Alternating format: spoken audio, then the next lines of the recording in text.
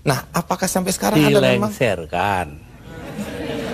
Anda dilengsarkan? Apakah Anda masih tetap sampai saat ini tidak menerima dan menganggap itu tidak sah? Oh, enggak benar, enggak sah emang. Itu proyek politik dari MPR, karena itu Amin Rais tidak merasa perlu memberitahu saya. Iya, dulu Anda atau sampai sekarang bahkan Anda tetap menganggap itu sebagai pelanggaran konstitusi. Pelanggaran apa sebenarnya? Pelanggaran konstitusi karena di situ ada insubordinasi. Insubordinasi itu siapa yang mimpin? Yang mimpin Kapolri Bimantoro dan Panglima TNI namanya Widodo AS, sekarang Menko. Udah itu, apa adanya saya ngomongin.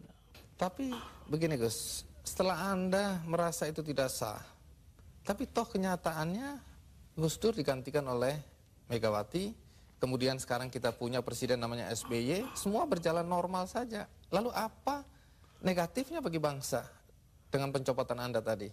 Bukan soal bangsa, ini soal hukum. Saya dilengsarkan secara politis. Secara hukum belum pernah dibuktikan saya bersalah. Yang bersalah bahkan pansusnya DPR yang dipimpin oleh sekarang Menteri Sosial Bakhtiar Hamzah. Yaitu menurut undang-undang pansus-pansus itu harus tutup pintu supaya nggak didengar orang dari luar. Tapi oleh Bakhtiar Hamzah dibuka 10 cm, di situ berjejer-jejer lah tipnya wartawan. Nah kan, waduh, semua yang ada dalam sidang diketahui dunia luar. Itu pula yang membuat saya, oh ya kalau gitu mereka maksudnya melengsarkan saya dengan segala cara. Hukum nggak hukum. Tapi sesudah itu apa upaya yang Anda lakukan? Nggak ada, sebab penakut bangsa ini. Kenapa Anda bilang penakut? Bangsa ini penakut karena tidak mau bertindak kepada yang bersalah. Akhirnya gak ada yang ditindak toh. Tapi sekian tahun sudah berlalu Gus. Untuk apa rasa penasaran, perasaan? Loh, saya nggak pernah itu terserah bangsa Indonesia. Saya itu memaafkan semua sampai istri saya marah kepada saya karena saya pergi ke rumah Megawati. Tapi kenapa Anda lalu ke Megawati kalau memang Anda marah dan kecewa?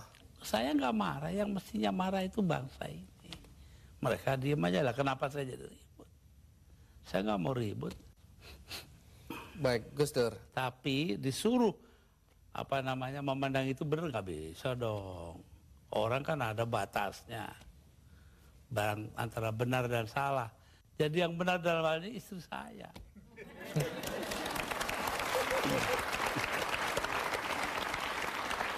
Tapi kenapa Gus Dur nggak mau nurut tanya sama dia, istri? jangan tanya saya dah.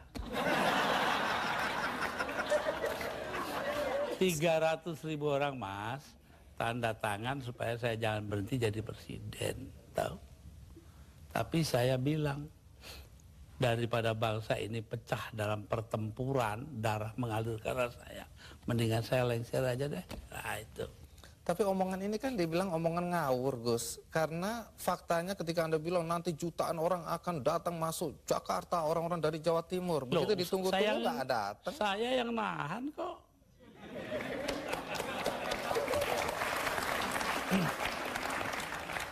Jadi kalau nggak ditahan sama Gus Dur, datanglah beneran itu ya? Bukan begitu, artinya tetap saja kebenaran kita pertahankan. Tapi sikap kita itu jangan sampai bangsa ini perang saudara. Dan itu pengorbanan Anda?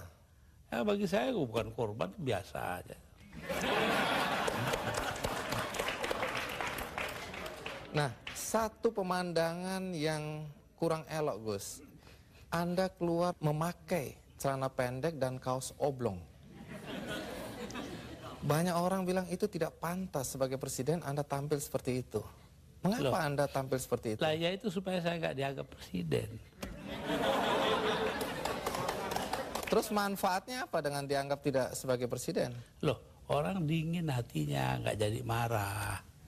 Tapi Gus Dur, dalam upaya mencopot Anda, siapa orang yang paling bertanggung jawab atas pencopotan tersebut menurut Anda? 2. Siapa? Amin Rais dan Megawati. Mengapa? Hah? Tanya sana dong, kok tanya. Anda, apakah Anda dendam sama mereka? Nah, ngapain dendam Mama Amin? Artinya Gus Dur sudah melupakan itu, sudah memaafkan. Maafkan, lupa sih enggak. Nah, pernahkah setelah peristiwa ini, apakah itu Megawati atau Amin Rais datang ke Anda untuk meminta maaf? Enggak ada. Mereka merasa dirinya benar, ya sudah. Besok-besok akan terbukti oleh bangsa ini sendiri kok. Pernyataan ini agak bertentangan dengan kenyataan bahwa kelihatannya Gus Dur sama Pak Amin Rais sama Ibu Megawati akur-akur aja, rukun-rukun aja. Saya di dunia ini yang pantas pemimpin Indonesia ya, yang pantas jadi musuh saya cuma satu, Mas. Siapa itu? Pak Harto. Artinya Tapi apa itu pun saya hari raya masih ke sana. Masih jadi teman baik saya. Artinya apa itu? Artinya saya nggak punya musuh dong di Indonesia.